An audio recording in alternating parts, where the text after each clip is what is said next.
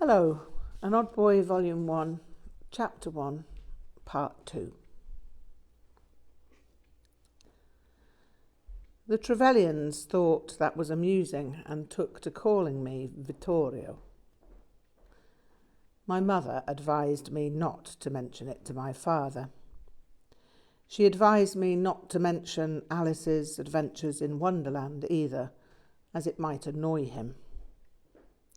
Adventure stories about a girl were not something of which he would approve. Playing with Alice in the winter months, I remember a large box full of fabric scraps. I think her mother must have been a keen seamstress. There was an emerald green piece of which I was inordinately fond, and a red piece with white polka dots. The emerald piece was a wonderfully deep colour, almost but not quite verging on blue. It's hard to find a good emerald green. The red polka dot piece was a real ruby red, and it's also hard to find that colour. Greens usually tend toward yellow, olive or viridian. Reds either tend toward orange or maroon. I had quite an awareness of the fact that these colours were rare. Mrs. Trevelyan agreed that they were not easy to find. We used these fabrics for dressing up games, but that I also had to keep a deadly secret from my father. He thought dressing up games were not appropriate for a boy. My father had a welter of ideas about what was inappropriate play, but I could never quite understand the underlying thread. I supposed that, if I were a proper boy, I should have been able to work that out. But I was not a proper boy. It was one of the insane situations that prevailed in my home. My father acted as if I knew very well what proper play was, but I was pretending not to know. In hindsight, I must have seemed like some evil genius from a superhero comic book who'd studied all the arts of how to irritate him. Such a thought could have been quite empowering. As it was, it made home life paranoid before I had any concept of what paranoia was or how I could deal with it. The fabrics in Alice's box were fascinating to me.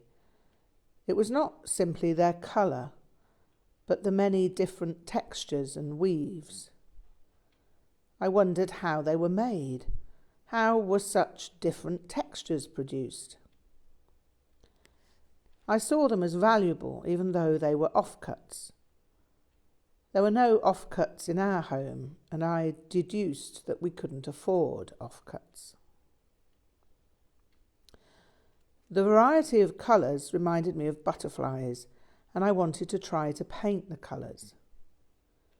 I had no notion at the time that the same colour looks different according to texture.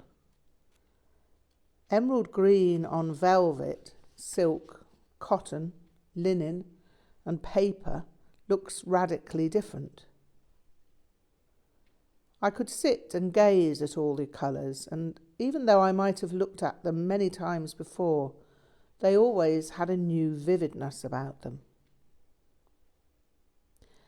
I told my mother that I'd like a red shirt with white polka dots, but she told me that boys didn't wear colours like that.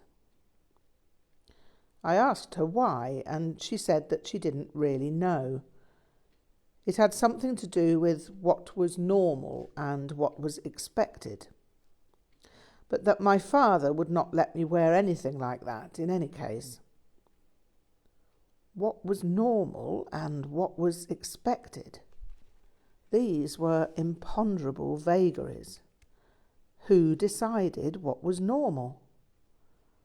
Who were these people who were expecting something?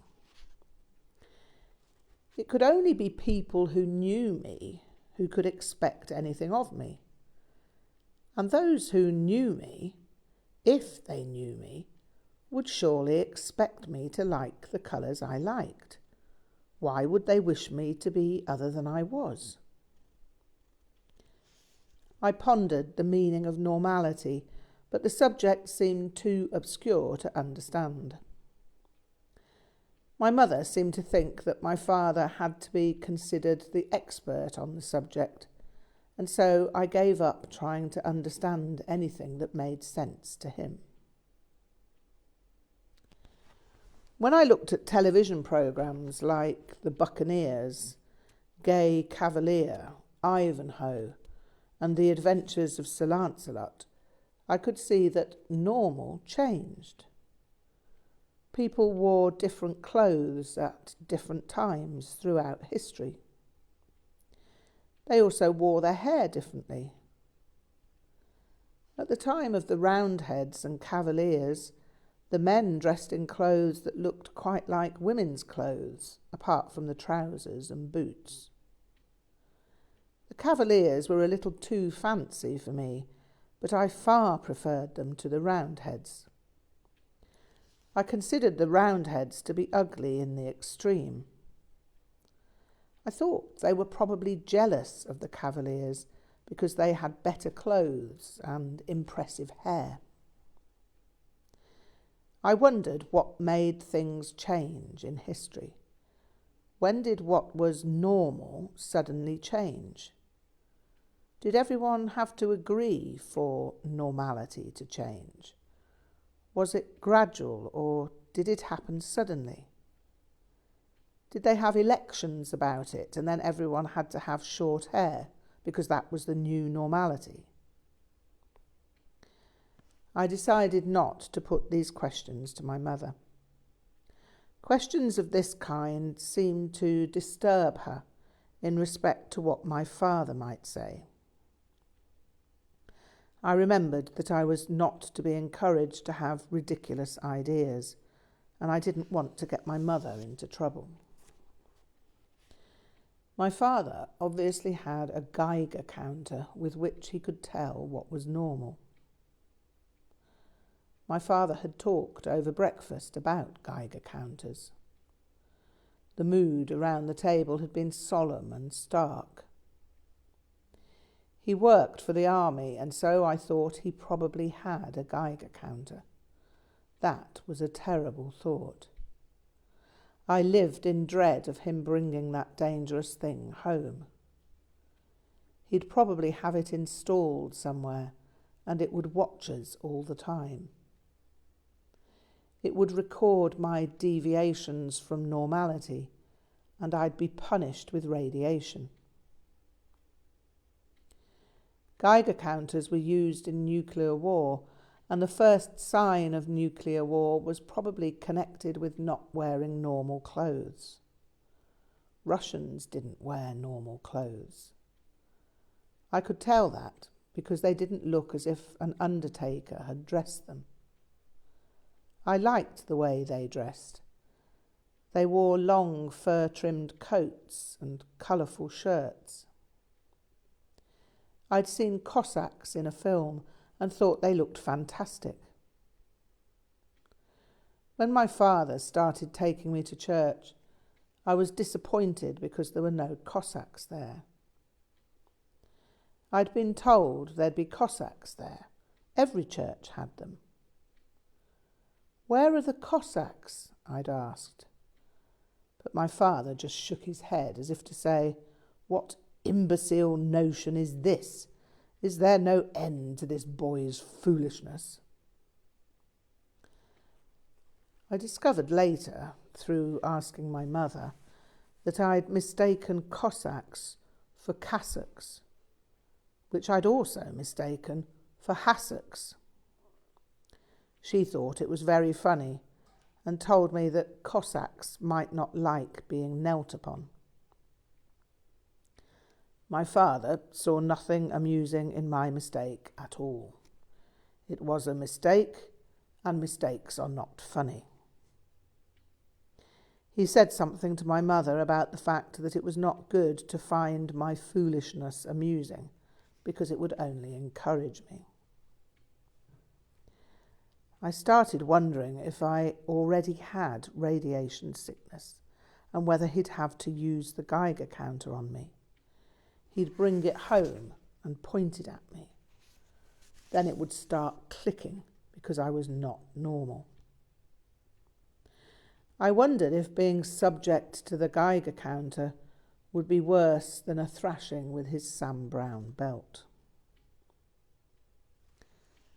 There was to be no colourful clothing for me, no emerald green trousers or red and white polka dot shirt. The closest I got to the ideal garment was a sweater my grandmother knitted for me. It was an amazing Technicolor dream garment.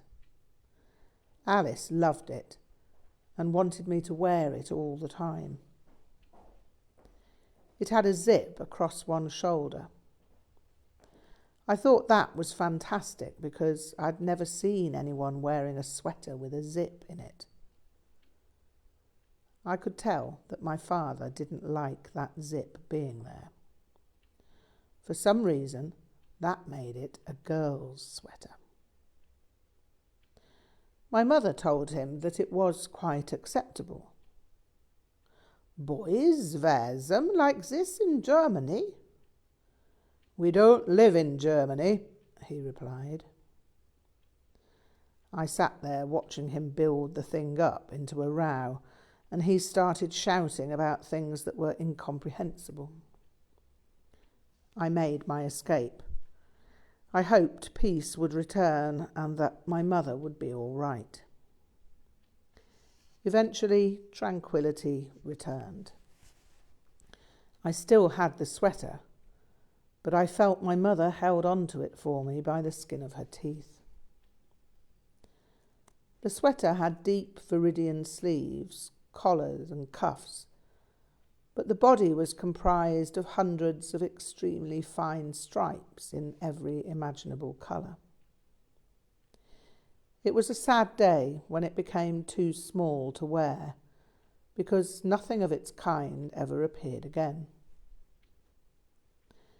I asked my mother whether another could be made, but apparently my grandmother had made it from a fantastic collection of balls of wool culled from almost half a century of leftover yarn.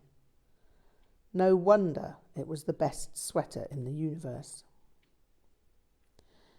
I was not allowed to keep it as an example for the time when, as an adult, I could have another made.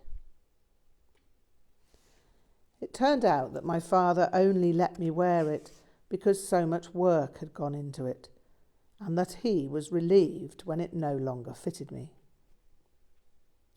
He was also relieved when the fabulous dark green lederhosen became too small. They had once fitted me like long trousers because they were made for an extremely thin man, and the cuff that usually fits below the knee came down to my ankle. I loved those leather trousers and loved wearing them with the multicoloured sweater. Alice and I were sometimes joined by Bethany and Gillian, twins of our age, who lived in the other house before the entrance to the woods. But I made no mention of them to my father either. The idea of my spending time with 3 girls was liable to utterly infuriate him. I knew this to be a fact, although I had no comprehension as to why it should be. I asked my mother, but she was unable to explain. She said, "You are too young, Victor, to understand your father." She said that it was just better that I didn't mention that I played with Alice, Bethany and Gillian. This was peculiar. My mother's thinking was evidently not the same as my father's, because she saw no problem in my having female playmates. I decided it was better not to ask too much about this. The Trevelyan's were younger than my parents, or rather younger than my mother. My father was old enough to be my grandfather, being born in 1902. He was 50 years old when I was born. The Trevelyan's were modern parents, and Alice called them by their first names. They told me I could do the same, but I was never quite able to do that. It seemed that the structure of civilization would collapse if I did that, or that there'd be some terrible earthquake or whatever. It would all be my fault as well. Most things seemed to be my fault at that time. I was obviously some sort of gremlin, like the one in Moscow. The gremlin in Moscow made all sorts of terrible plans that made my father angry. My father thought the gremlin was responsible for most things that were bad in the world. I wondered if it would be discovered that I was a gremlin and that they'd have to send me to Russia or something. But it never came to that. I kept a low profile as much as I could to make sure that I kept under the radar. When anything about Russia came out on the news, however, I could feel his beady eye on me and had to pretend to be unaware of the fact.